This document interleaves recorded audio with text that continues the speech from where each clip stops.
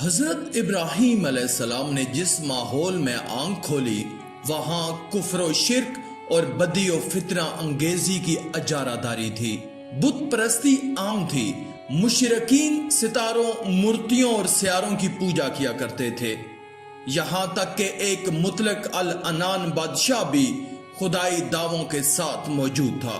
اللہ تعالیٰ نے ان کو عقل سلیم اور دانائی کی دولت سے مالا مال کیا، اپنا خلیل بنایا۔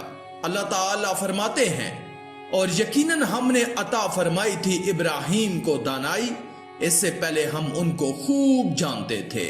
حضرت ابراہیم علیہ السلام کی استقامت کی جانچ پڑتال کا ایک بہت لمبا سلسلہ تھا، ایک طرف ساری سوسائٹی اور مستحکم نظام، اور دوسری جانب ایک ایسا نوجوان جس نے عزم و ہمت کا مظاہرہ کرتے ہوئے ان سے ٹکر لی اور پھر صبر و ثبات، برداشت و حوصلہ مندی اور ایثار و قربانی کی بلند مرتبہ مثالیں پیش کی۔ گھر بدر ہوئے، معبد میں آپ پر دست دراز ہوئی، دربار میں پیشی ہوئی، آگ میں ڈالے گئے، ملک بدر ہونا پڑا اور ہجرت کے بعد مسافرت و مہاجرت کی طویل داستان، لیکن فکر تھی تو بس توحید کی، اور جب امتحان میں کامیاب ٹھہرے تو بشارت ملی، اے ابراہیم علیہ السلام، یقیناً میں تجھے پوری نوع انسانی کا امام بنانے والا ہوں۔ آپ علیہ السلام فرماتے ہیں، اے اللہ، یہ وعدہ صرف مجھ سے ہے یا میری نسل سے بھی ہے؟ جواب دیا گیا، میرا یہ عہد ظالموں کے ساتھ نہیں ہوگا، بے شک آل ابراہیم میں سے جو لوگ نیکوکار اور پرہیزگار تھے، دنیاوی اور اخروی زندگی میں وہی لوگ بلند مرتبے کے حقدار ٹھہرے، کیونکہ اللہ تعالیٰ کی بارگاہ میں کامیابی تقوی کی بنیاد پر ہے۔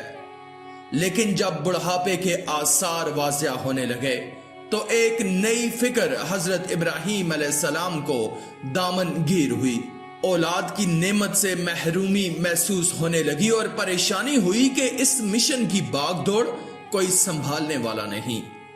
ایک بھتیجے حضرت لوط علیہ السلام نے ساتھ ہجرت کی تھی، وہ مشرقی اردن میں دعوت توحید میں مشغول تھے۔ آپ علیہ السلام نے اللہ سے دعا فرمائی کہ پروردگار نیک وارث عطا کر۔ موزانہ خداوندی تھی کہ 87 برس کی عمر میں اللہ تعالیٰ نے آپ کو چاند سے بیٹے سے نوازا۔ حضرت سارہ آپ علیہ السلام کی پہلی بیوی تھی، لیکن آپ سے حضرت ابراہیم علیہ السلام کی کوئی اولاد نہ تھی۔ حضرت سارہ کو اولاد کی چاہ تھی، انہوں نے اپنی خادمہ حضرت ہاجرہ حضرت ابراہیم علیہ السلام کو ہبہ کر دی۔ آپ علیہ السلام حضرت ہاجرہ سے رشتہ ازواج میں منسلک ہو گئے۔ حضرت ہاجرہ حاملہ ہو گئیں، حضرت سارہ کو رشک ہوا اور آپ نے حضرت ابراہیم علیہ السلام سے شکایت کی۔ آپ علیہ السلام نے فرمایا کہ جو تیری مرضی ہوگی ویسا ہی ہوگا۔ جب حضرت اسماعیل علیہ السلام کی ولادت ہوتی ہے تو حضرت ہاجرہ علیہ السلام کو حضرت ابراہیم علیہ السلام حضرت سارہ کے کہنے پر ایک بے آب و گیا وادی میں چھوڑ جاتے ہیں۔ حضرت ہاجرہ پریشان حال ہیں، آپ علیہ السلام واپس جانے کا قصد فرماتے ہیں تو حضرت ہاجرہ آپ علیہ السلام کا دامن تھام لیتی ہیں اور فرماتی ہیں، اے ابراہیم کہاں چھوڑے جاتے ہیں؟ حضرت ابراہیم علیہ السلام خاموش ہیں، آپ بار بار پوچھ رہی ہیں، آپ علیہ السلام کی زبان مبارک سے الفاظ نہیں نکلے۔ تب حضرت ہاجرہ پوچھتی ہیں کہ یہ حکم خداوندی ہے؟ آپ علیہ السلام فرماتے ہیں، ہاں۔ تب آپ حضرت ابراہیم علیہ السلام کا دامن چھوڑ دیتی ہیں اور بے اختیار آپ کی زبان سے یہ الفاظ جاری ہو جاتے ہیں، مجھے اللہ تعالیٰ کافی ہے اور میں نے اس کی ذات پر توکل کیا۔ حکم ربی جان کر بی بی ہاجرہ اس بے آب و گیاں وادی میں بسیرا کرنے کو تیار ہو جاتی ہیں اور اپنے نومولود کے پاس واپس آ جاتی ہیں۔ حضرت ابراہیم علیہ السلام ان دونوں سے کچھ فاصلے پر پہنچے تو قبلہ رو ہو کر اپنے رب کی بارگاہ میں ہاتھ اٹھائے اور دعا فرمائی کہ اے ہمارے رب، میں نے بسا دیا اپنی کچھ اولاد کو اس وادی میں جس میں کوئی کھیتی باڑی نہیں، تیرے حرمت والے گھر کے پڑوس میں، اے رب، یہ اس لیے تاکہ وہ قائم کریں نماز، پس کر دے لوگوں کے دلوں کو وہ شوق محبت سے ان کی طرف مائل ہوں، اور انہیں رزق دے پھلوں سے تاکہ وہ تیرا شکر ادا کریں۔ حضرت ہاجرہ اپنے لاڈلے صاحبزادے کو دودھ پلا رہی اور اپنے پاس موجود پانی اور کھجوروں پر گزارا کرتی رہی، لیکن بالآخر پانی ختم ہو گیا۔ بچہ بھوک سے بلک رہا ہے، ماں بے بس، بے چین، بے قرار بچے کو تڑپتا ہوا نہیں دیکھ سکتی۔ وہاں سے چل پڑی، قریب ہی صفا کی پہاڑی ہے، اس پر چڑھ جاتی ہیں، ارد گرد نظر دوڑاتی ہیں، شاید کوئی بندہ خدا نظر آئے اور پانی کی سبیل بنے، لیکن بے سود۔ پھر بچے کی محبت میں دوڑ کر واپس آ جاتی ہیں۔ دوسری جانب مروہ کی پہاڑی ہے، بے چینی بے قراری میں وہاں چڑھ جاتی ہیں، لیکن تحد نگاہ سنسان بیاباں ہے۔ پھر تیزی سے بچے کی طرف لوٹ آتی ہیں۔ ایسے ہی 7 چکر لگ جاتے ہیں۔ 7ویں بار جب آپ مروہ پر پہنچی تو اچانک آپ کو ایک آواز سنائی دی۔ دل میں کہتی ہیں ٹھہرو، اچھی طرح کان لگا کر سنتی ہیں تو پھر وہی آواز سنائی دیتی ہے۔ تب آپ فرماتی ہیں اے شخص، تو نے آواز تو سنا دی، کیا تیرے پاس کوئی چیز فریاد رسی کو ہے؟ اچانک مقام زمزم کے پاس حضرت جبرائیل علیہ السلام کھڑے نظر آتے ہیں۔ وہ اپنے پر سے زمین پر ضرب لگاتے ہیں تو پانی ظاہر ہو جاتا ہے۔ حضرت بی بی ہاجرہ مٹی سے پانی کے گرد حوض بنانے لگیں اور اپنی چلو میں پانی بھر بھر کر مشک میں ڈالنے لگیں تو نبی پاک صلی اللہ علیہ وآلہ وسلم فرماتے ہیں اللہ تعالی حضرت اسماعیل علیہ السلام کی والدہ پر رحم کرے، اگر وہ زمزم کو اپنے حال پر چھوڑ دیتی کہ وہ چلو بھر پانی نہ بھرتی تو زمزم ایک بڑا چشمہ بن جاتا۔ حضرت ہاجرہ نے خود پانی پیا اور اپنے نونہال کو دودھ پلایا۔ فرشتے نے آپ سے کہا کہ اپنی ہلاکت کے بارے میں سوچیں بھی مت، یہاں اللہ کا گھر ہے جس کو حضرت ابراہیم علیہ السلام اور یہ نونہال اللہ کے حکم سے تعمیر فرمائیں گے۔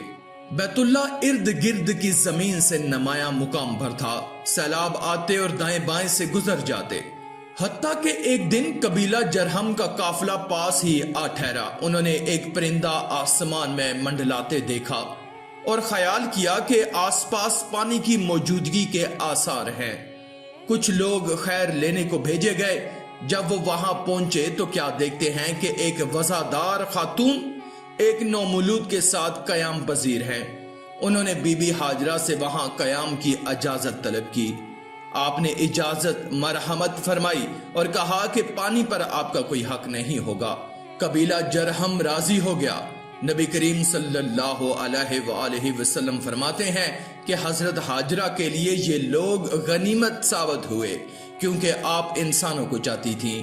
در حقیقت مصلحت خداوندی یہ تھی کہ اللہ تبارک و تعالی نے حضرت بی بی ہاجرہ اور حضرت اسماعیل علیہ السلام کی بدولت شہر مکہ کو آباد کرنا تھا، اور ساتھ اس کو اپنے خلیل کے گھر کسی بھی قسم کا کوئی جھگڑا مقصود نہ تھا، لیکن اکلوتی اولاد سے جدائی اور پیاری بیوی سے دوری آزمائش خداوندی تھی۔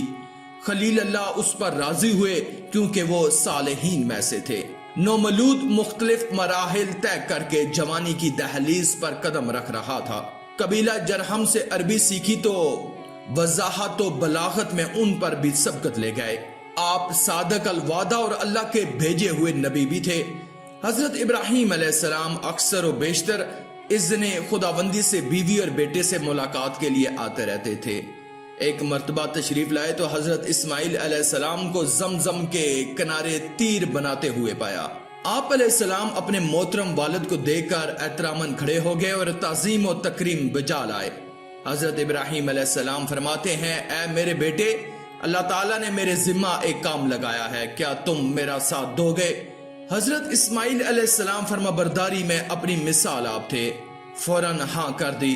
حضرت ابراہیم علیہ السلام فرماتے ہیں اللہ تعالیٰ نے مجھے حکم فرمایا ہے کہ میں یہاں ایک گھر بناؤں، اور آپ نے ایک سرخی کی طرف جو اپنے ماحول میں نمایاں تھی اس کی طرف اشارہ کیا۔ پھر دونوں باپ بیٹے نے مل کر کعبۃ اللہ کی بنیادیں کھڑی کی۔ حضرت اسماعیل علیہ السلام پتھر پکڑاتے جاتے اور حضرت ابراہیم علیہ السلام اللہ کا گھر تعمیر کرتے جاتے۔ دونوں باپ بیٹوں کی زبانوں سے یہ مبارک الفاظ جاری تھے، اے ہمارے رب، ہمارا یہ عمل قبول فرما، بلا شبہ تو خوب سننے والا اور خوب جاننے والا ہے۔ سبحان اللہ، خلیل اللہ معمار اور اللہ تعالیٰ کا ایک جلیل القدر پیغمبر مزدور کیسے پاک ہاتھ ہیں اللہ تبارک و تعالیٰ کا گھر تعمیر کرنے والے۔ اسی دنیاوی گھر کو تعمیر کرنے کا صلہ ہے کہ آج حضرت ابراہیم علیہ السلام بیت المعمور پر موجود ہیں۔ بیت المعمور 7ویں آسمان پر عین اس مقام پر اللہ کا گھر ہے جہاں زمین پر کعبۃ اللہ واقع ہے۔ خانہ کعبہ کی تعمیر کے بعد اب حضرت ابراہیم علیہ السلام اور حضرت اسماعیل علیہ السلام کے لیے آزمائش کی گھڑی آن پہنچی۔ 100 سالہ بوڑھے باپ اور نوجوان بیٹے کے اصل امتحان کے لیے سٹیج تیار ہو گیا۔ بیٹا وہ بھی اکلوتا، دعاؤں کا حاصل، فرما بردار، سلیم الفطرت، حلیم و سعادت مند، باپ کے ساتھ دوڑ دھوپ کے قابل ہو چکا، بلکہ تعمیر کعبہ میں باپ کا بازو بنا۔ تبھی حضرت ابراہیم علیہ السلام کو خواب میں اپنے لاڈلے فرزند کو ذبح کرنے کا اشارہ دیا گیا۔ در حقیقت یہ ہے اصل اور آخری آزمائش۔ آپ اللہ کے اعلیٰ مرتبے پر فائز پیغمبر و نبی تھے۔ انبیاء کے خواب سچے ہوتے ہیں، اس لیے حضرت ابراہیم علیہ السلام اللہ کی رضا کے آگے سر تسلیم خم ہوئے۔ لیکن مسئلہ تنہا اپنی ذات کا نہیں تھا، ایک نوجوان بیٹے کا بھی تھا۔ باپ بیٹے کے پاس آیا، معاملہ اس کے سامنے پیش کر دیا۔ نیک خصلت اور سعادت مند بیٹا فرماتا ہے، اے میرے باپ، آپ کریں جو کچھ آپ کو حکم کیا جاتا ہے کہ انشاءاللہ تعالی مجھے صبر کرنے والوں میں پائیں گے۔ سعادت مند بیٹا جان قربان کرنے کو تیار ہے اور باپ کی بات پر مہر لگا رہا ہے کہ وہ صرف جسمانی ہی نہیں روحانی اعتبار سے بھی آزمائش پر پورا اتر رہا ہے، اور ان کی دعا قبول ہوئی ہے جو انہوں نے رب تعالیٰ سے مانگی تھی کہ اے پروردگار مجھے ایک بیٹا عطا کر جو صالحین میں سے ہو۔ اللہ تبارک و تعالیٰ نے دعا قبول فرمائی تھی اور جواب میں فرمایا تھا کہ ہم نے اس کو حلیم یعنی بردباد لڑکے کی بشارت دی، اور پیشن گوئی سچ ثابت ہوئی۔ حضرت ابراہیم علیہ السلام نے حضرت اسماعیل علیہ السلام کو پیشانی کے بل پچھاڑ دیا۔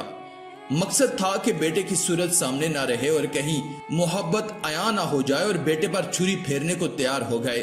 جب حضرت ابراہیم علیہ السلام نے اپنے پیارے بیٹے حضرت اسماعیل علیہ السلام کی گردن پر چھری چلائی تو اللہ تبارک و تعالیٰ کی قدرت سے بیٹے کو اٹھا لیا گیا اور وہاں پر مینڈے کو ذبح کر دیا گیا۔ پھر آپ کو پکارا گیا کہ اے ابراہیم، تو نے خواب سچ کر دکھایا، ہم نیکی کرنے والوں کو ایسی جزا دیتے ہیں۔ یقیناً یہ ایک کھلی آزمائش تھی اور ہم نے ایک بڑی قربانی فدیے میں دے کر اس بچے کو چھڑا لیا اور اس قربانی کو۔ آج کی اس ویڈیو میں تھا بس اتنا ہی۔ مزید اسلامی ویڈیوز حاصل کرنے کے لیے اللہ کی قدرت چینل کو سبسکرائب کر دیں اور ساتھ میں موجود بیل کے آئیکن کو دبا کر آل پر کلک کر دیں۔ شکریہ۔